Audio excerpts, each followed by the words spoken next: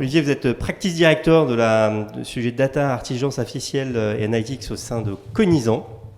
Alors, on a la chance d'avoir deux témoins pour qui le sujet a été pris à bras-le-corps, à une vraie maturité d'organisation et puis beaucoup de chantiers qui s'ouvrent devant eux. Et merci encore de jouer le jeu avec nous de cet échange. Mais Olivier, au regard du regard que vous portez sur l'ensemble des organisations que vous accompagnez, est-ce que c'est le reflet de la réalité de toutes les organisations françaises et comment ça se situe un peu ce niveau de maturité en fait?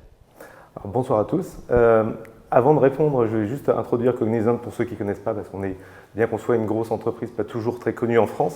Donc, nous sommes une entreprise de services numériques de 340 000 personnes dans le monde et nous accompagnons effectivement les clients qui sont très globalisés sur leur transformation numérique. Alors, pour répondre à votre question, j'aimerais invoquer une étude internationale que nous avons publiée récemment sur notre site web qui s'appelle Future Ready Business, que nous avons fait faire par The Economist et qui a interrogé 2000 cadres dirigeants dans le monde sur les géographies Europe, Amérique du Nord et Asie-Pacifique. Et on leur a posé la question quelles étaient les priorités dans la transformation numérique, donc très largement. On a eu en numéro 1 le cloud, en numéro 2 l'IoT et en numéro 3 seulement la data, le big data et analytics. Et si vous voulez chercher l'IA, en fait, elle est positionnée en numéro 6 derrière le RPA et derrière Hybrid Serverless. Alors pourquoi cette différence et ces deux niveaux? C'est parce qu'il y a effectivement un gap de maturité qui est nécessaire à franchir et on ne peut pas faire de l'IA à plein tant qu'on n'a pas résolu le problème du big data et de l'analytics qui va avec. L'analytics étant assez proche finalement de la BI assez classique que l'on utilise. Et donc ce que je veux dire par ce témoignage, c'est que finalement la maturité sur ces trois plaques géographiques, en moyenne, elle est partielle. Ce qu'il faut bien comprendre aussi, c'est que la trajectoire vers la maturité transformation data, on ne sait pas où elle s'arrête. On est aujourd'hui à un certain point, on sait qu'on va avoir des disruptions énormes sur tous les métiers, donc on connaît les premiers jalons, on ne connaît pas les jalons futurs. Pour venir plus directement à votre question sur la France, en fait, ça va dépendre. Nous, on travaille avec des entreprises très différentes. Chaque entreprise a son histoire, sa taille, sa culture. Et puis, surtout, il y a l'influence du secteur.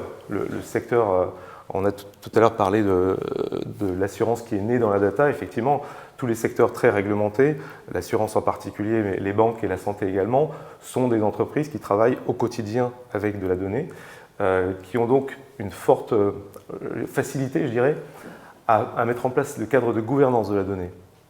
En revanche, ils sont parfois, alors je ne parle pas pour AXA, mais ils sont parfois un peu plus timides pour aller vers la transformation cloud ou pour aller vers des stacks technologiques très innovants. À l'inverse, on a des boîtes plus dites d'ingénieurs qui font des métiers d'ingénierie, des métiers de réseau, etc., qui eux sont un peu moins capables de gérer les complexités organisationnelles, notamment sur la data quality, mais qui sont très bons sur la mise en place des derniers stacks techno et qui vont mettre de l'open source, faire du développement interne, ce genre de choses. Et dernier exemple, dans le retail est très focalisé sur le business et eux, ils sont capables de développer des use cases d'IA très très pointus. Pricing dynamique est un exemple effectivement qu'on retrouve souvent dans le business, la supply chain aussi qu'on retrouve chez Technip. Mais pour autant, ils n'ont pas forcément la nécessité de mettre en place tout le reste, tout le cadre de data governance. Donc voilà, maturité partielle suivant les secteurs. Alors, on voit, il y a cette maturité et directement associé à ça, il y a le sujet de la gouvernance, du désilotage, de l'organisation elle-même. Et aujourd'hui, comment voyez les pratiques évoluer sur ces enjeux-là en fait?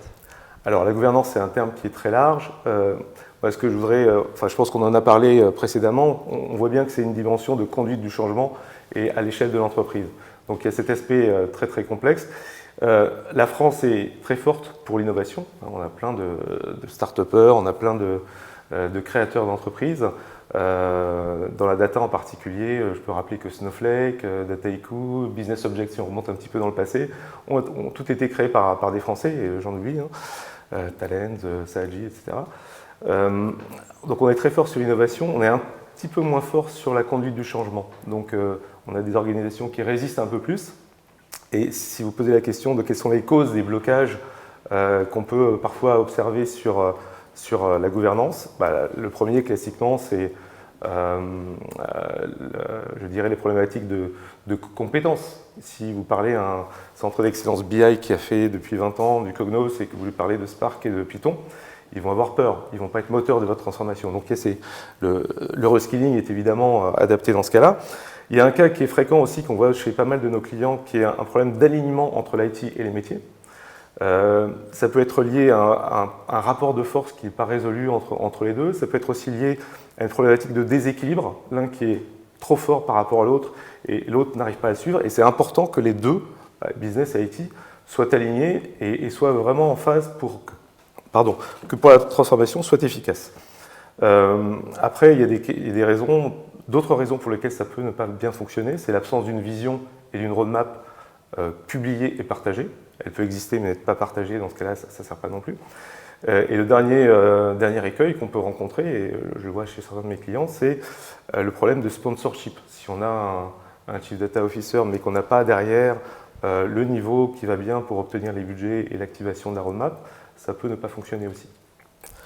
Alors, pour mettre en place des bonnes pratiques et traiter ce sujet de la mise en place de la gouvernance, je pense que l'essentiel a déjà été dit tout à l'heure, c'est-à-dire qu'il faut une vision et une roadmap qui soit très large, qui couvre plusieurs volets. Il n'y a pas juste la technologie c'est sûr que c'en est un, mais il y a aussi le volet culture, on l'a dit, il y a le volet skilling et compétences, il y a aussi le volet que moi j'aime bien, c'est le volet de la valeur, mais qui se dédouble entre qu'est-ce qu'on veut faire avec la data et aussi comment je vérifie que j'obtiens bien la valeur que je cherche à obtenir.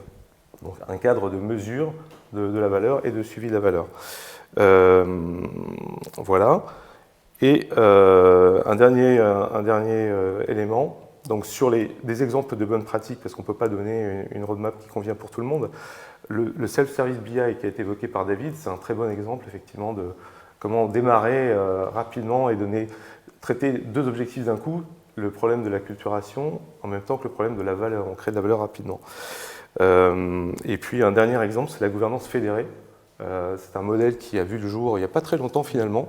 La gouvernance fédérée qui s'applique aussi bien à la data gouvernance qu'à l'architecture de données, qui permet de briser la complexité des grands groupes en travaillant plutôt à l'échelle des domaines qui sont soit des domaines métiers, soit des domaines de grands processus structurants de l'entreprise, et qui permettent d'avoir ce relais, cette marge de liberté au niveau de chaque domaine.